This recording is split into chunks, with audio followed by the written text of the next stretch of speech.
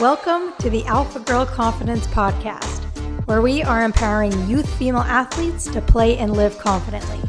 My name is Shay, and each week I will bring you new episodes to teach you the strategies and tools that you need in order to live a confident, empowered life both on and off the playing field.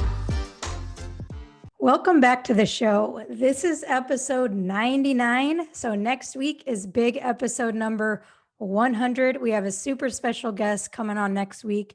So make sure you tune in and celebrate the big 100 with us. All right, so let's get into today's episode. So I've been seeing a common trend lately, and I'm sure it's probably been going on for quite some time, but it's something that as I've been working with more girls, talking to more parents, I've been noticing this more and more. And that is that players are afraid to own their confidence. They're afraid to share that they're working on their mental game and their confidence. And it really got me thinking, like, why are players so afraid and I guess embarrassed to talk about, their confidence struggles? And I think that our society has created this negative stigma around mental health, yes, and confidence and mental performance. And think about it. Would you ever be ashamed of telling your friends that you're getting extra training or that you just reached a new level on technique or that you put in like 300 hours last month? I don't know, that's a lot of hours, but you got my point. Would you ever be ashamed or embarrassed to share the physical work you've been putting in? Would you ever be ashamed to tell someone that you just got a new PR on your deadlift or your squat? No, you wouldn't.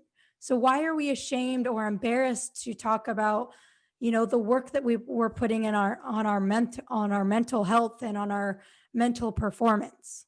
Right. And again, I think it goes back to that stigma. So in this episode, I really want to talk about owning your confidence and being proud of it, because owning your confidence, working on your confidence is not easy. But here's the thing. I was watching this Netflix show called The Playbook, and I talked about this a lot over the last couple of weeks. But this episode, it was Serena Williams' coach, and he said that something along the lines of this, that like humans, we all have limits. But here's the thing. We don't have physical limits. We don't have tactical limits. We don't have technical limits. We only have mental limits. So what does that mean? That means that the only thing that's holding us back from being a champion, from being the best, and from becoming the most confident, successful person we could be, it's not because we're physically unable, or it's not because we're tactically not able or technically unable. It's because we have mental limits that we've put on ourselves, right? And what that tells me, and I've obviously believed this for a long time, that the mental game is by far the most important part of sports, period. Right? Because you can always learn to get better, faster, stronger, whatever, but it's a lot harder to become mentally strong and to improve that mental side. Number one, because I think, like I said, there's a stigma around it. And number two, because there's not as many resources out there, right? It's super easy to go YouTube a video on how to dribble better, but is it as easy to learn how to become more confident? Not really, unless you go watch my stuff, right? It's a lot harder. So I want you to just think about, if you're working on your confidence right now, what is holding you back from owning that and being proud of it? Is it what other people are going to think of you? And why are you scared of what they're going to think of you? Because like I just said, you would tell your friends if you were working your butt off to become stronger, faster, better, touch whatever it is, right? So working on your confidence is not something to be ashamed of or embarrassed of. It's something to be proud of, because it's hard. It takes work. It takes a lot of inner deep work to become more confident, right? And that's the thing, is it's never going to happen overnight, ever. But I want you to start being proud of it. If you're listening to this episode, you're obviously wanting to become more confident. If you watch any of my stuff, whether you watch it once a month or whether you watch it once a day, you're working on your confidence. So own it. Be proud of it. Tell people that you're working on it, right? And if you're putting in the mental work, you have to realize that you're doing probably what 99% of other girls aren't willing to do.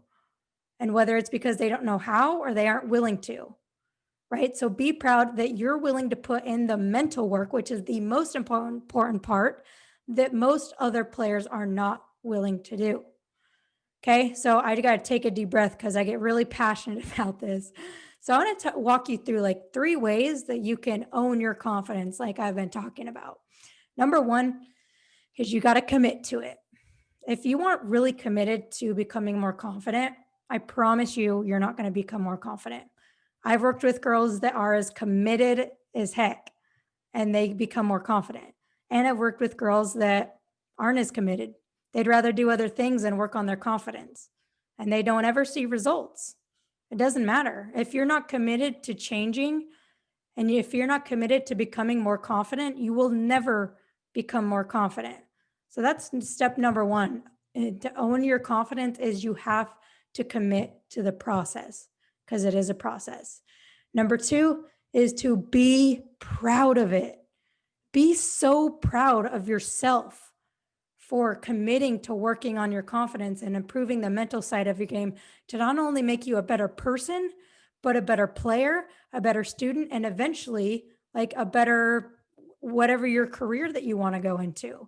Your confidence is not just like stuck with your athletic career. Your confidence will stay with you in literally whatever you decide to do, your family life, your career life, whatever it is. So be proud that you're taking the extra step and you're putting in the work to make yourself a better human being. And number 3 is to share your experiences and help other people. And what I mean by that is a lot of times girls think that they're alone in their, journey to become more confident. They think that they're one of the only ones on their team that are struggling with confidence. And I can tell you, I've talked to several girls on one team that are having the same issues. They don't know that each other is having those issues, right? But they are. I guarantee you on your team, there's at least 5 to 10 of those girls on your team that are struggling with their confidence as well. Okay. And so what I mean by help other people is let other people know that you're working on it so that you can share their experiences, so that you can share, so you can share your experience. Because when other people hear your experience and your journey, it's going to help them. And the more you help other people, the more confident you're going to be in yourself. Okay. So share your experiences, be proud of it, and commit to it. Those are 3 ways to own your development. All right. If this episode helped you, take a screenshot of it, post it on Instagram, and say, hey, I'm working on my confidence because I want to become more confident. I want to become a better player, student, and person. Be proud of it. So take a screenshot of it, tag me on Instagram at Shay, and I'll give you a shout out. And I'll be super proud of you for doing that, for putting yourself out there and for showing your friends and your peers in the world that you're willing to put in the work.